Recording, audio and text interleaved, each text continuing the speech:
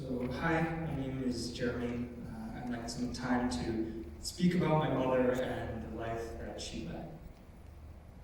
Peggy was born in December of 1963 as the second daughter in the Tong family. When she was 14, her family moved to Canada to start a new life. Jacqueline has written a comprehensive biography that documents this part of Peggy's life and so much more. It's included in the program, and I'd encourage you to take some time to read about it. In the meantime, however, I'd like to speak about my experience with her growing up. Peggy was known to many as an auntie, a friend, a coworker, and family. But to me, she was known best as Mommy. Much to my chagrin, she would always insist that we use the full expanded term, Mommy, instead of Mom.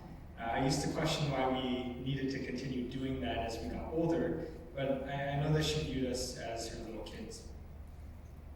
In the 25 years that I've lived with her, I've made a few observations about Peggy that I'd like to share with you all today. Here are some facts. My mother was an amazing cook.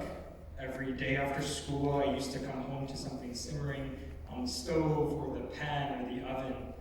She'd worked tirelessly to ensure that we were always full. Every year, for my birthday, she'd make some homemade spring rolls that were my favorite dish. She actually got this recipe from my dad's mother. My mother loved to travel. She went to many, many places, but her favorite was always Hawaii. She shared her love for seeing the turtles on the beach, to eating from the shrimp truck, to drinking her favorite avocado bubble tea from a very, very specific stand in Chinatown. She made sure to bring us along to share her favorite places, and now they are our favorite places as well. My mother also had an affinity for bargaining and getting people to lower their prices. In Hawaii, there's this big swap meet where she loved to go spend the whole afternoon bargaining with vendors. It was like watching this game of chess. She had an eye for finding deals and would always excitedly tell us to guess the price of something that she had found on sale, only to reveal that it was actually half of what we guessed. My mother loved us fiercely and always pushed us to strive for excellence. You know, as a kid, you don't really understand why parents might make the decisions they do. She signed us up for a lot of lessons like skiing, swimming, math, piano, violin, even a few coding and STEM courses as well. Looking back, I can see that she was trying to equip us for the future. Not only this, but she gave us the necessary tools to succeed. Behind all these lessons was a mother trying to teach her kids to move in the right direction and to persevere. Not only did my mother push us in this way, but she was also very acutely aware of our own passions. I remember mentioning to her just one time that I was starting to get into drawing, just a little bit. And in the next couple days, she found a drawing instructor and scheduled some lessons and got me the supplies. She gave us room to explore and to figure things out when it was needed, and enabled us to discover new things. My mother was always finding ways to encourage and build us up. I remember a time where I was laying face down in bed after graduation, really discouraged about trying to find a job. When she came in and saw me, I instinctively braced myself for the talk about finding work, or submitting resumes, or the next steps. But that never came. Instead, she came over, she sat on the edge of my bed, and asked me what was wrong.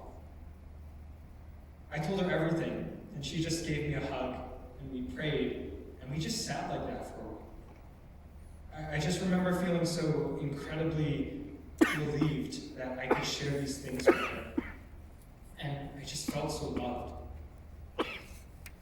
My mother had a fundamental understanding of the phrase, actions speak louder than words. And this was coming from a woman who really understood what volume meant, sometimes waking us up with her early morning phone calls with Auntie Peg. My mother loved to serve and to guide others both inside and outside the church. Whether it was from serving in Awana as a listener or working as a supervision aide at various schools around Vancouver. She loved to support others and to lift them up. My mother was one of the strongest people that I know, but she also knew exactly where her strength came from. As cancer changed her life, changed our lives, she cried out to God and she ran to Him. She was very real and very vulnerable in how she was feeling.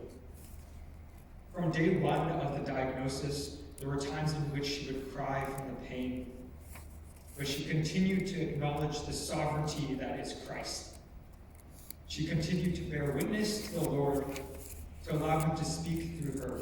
She used the story that is her life as a testament to the promises that God has made. You see, I believe that my mother had many, many, many qualities that were later imbued into her children and her husband. And now together with my sister and my dad, I believe that her perseverance, her love, her passion, and her heart continue to live on through our family. I miss you, Mom, and I love you.